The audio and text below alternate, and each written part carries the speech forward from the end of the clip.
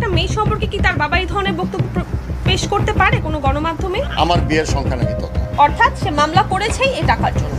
উনি বলেছে যে উনি আমাকে স্বেচ্ছায় বিয়ে করেছে, কেউ তাকে জোর অপহরণ করা হয়নি। অনেক এই মাত্র পাওয়া গরম খবর। দর্শক শ্রোতা, প্রতি মুহূর্তের আপডেট নিউজগুলো নিয়ে আবারও হাজির হয়ে গেলাম আপনাদের সামনে। দর্শক, প্রথমে বলে নিচ্ছি, ভিডিও শুরুতে কিছু ভিডিও অংশ দেখেছেন, সম্পূর্ণ ভিডিওটি রয়েছে প্রমাণ সহকারে আজকের এই ভিডিওতে।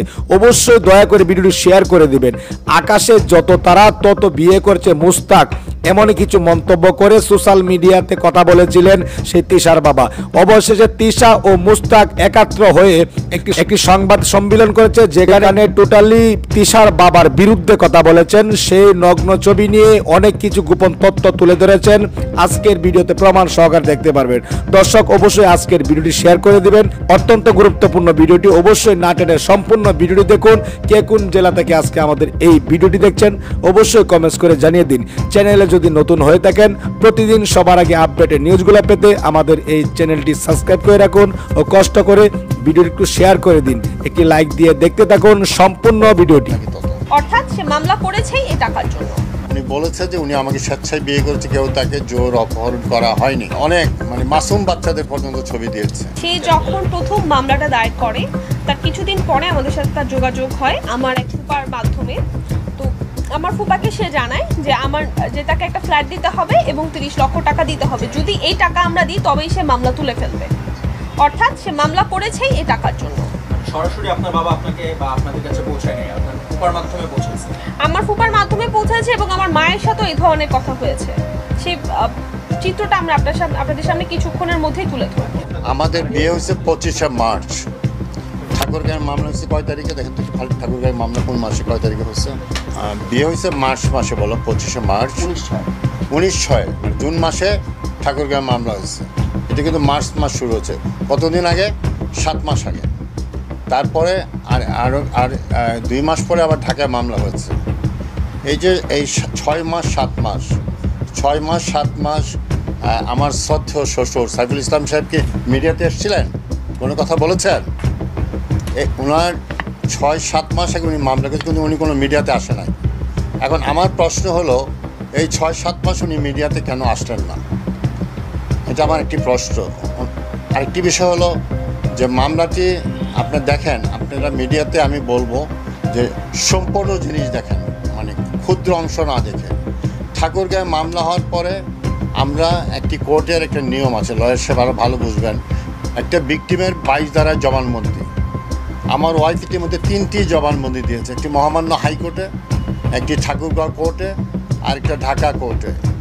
22 ধারায় উনি বলেছে যে উনি আমাকে স্বেচ্ছায় বিয়ে করেছে, কেউ তাকে জোর অপহরণ করা হয়নি।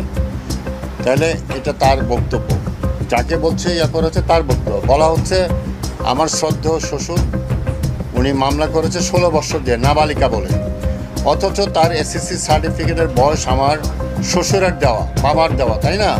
বার্থ সার্টিফিকেট উনি করেছে। তারপরও ওনাদের এই সকল মামলার কারণে মহামান্য হাইকোর্ট তার বয়স নির্ধারণের জন্য, আপনি শুনেছেন ইতিমধ্যে ভিকটিম সাপোর্ট সেন্টার দিয়েছে, এবং সেখানে তার বয়স ঢাকা মেডিকেলের মাধ্যমে 19 বছর নির্ধারিত হয়ে আসছে। তার মানে কি সে প্রাপ্তবয়স্ক এবং তার বিয়ে করার অধিকার রয়েছে। এবং যেই কথাগুলো বললাম, যে অনেক কথা আমরা বলতে চাই নাই, কারণ আমরা চেষ্টা করেছি বিয়ের পরে যে আমার যে শ্বশুর বা আমার যে শ্বশুরবাড়ির পরিবারের সাথে একটি সুসম্পর্ক গড়ে তোলার জন্য আমরা অনেক চেষ্টা করেছি, যার জন্য আমরা অনেক কিছু বলতে চাই নাই। যেমন দেখেন, এখানে আসার আগে আপনি খেয়াল করবেন যে আমার শ্রদ্ধেয় শ্বশুর, আপনি দেখবেন এটা সকল ভিডিওতে রয়েছে, উনি আমার ছবি দিয়েছে, আমার ফ্যামিলির অনেক মাসুম বাচ্চাদের পর্যন্ত ছবি দিয়েছে। সেই ছবি দিয়ে এবং যে তথ্যগুলি বলেছে একেবারে সম্পূর্ণ অসত্য তথ্য দিয়েছে। আমি একটা কথা বলেছি, উনি 2টা মামলা করেছে, আরেকটি মামলা কোর্ট খারিজ করে দিয়েছে। এই মামলাগুলি মামলা তো 7 আর 10 পৃষ্ঠার, এর মাঝে ওনার নাম, ওনার বাবার নাম, আর আমার নাম, আমার বাবার নাম, এছাড়া যদি একটি সত্যি কথা আপনার দেখাতে পারেন, সেই মামলায় আর কোনো সত্যি কথা নাই।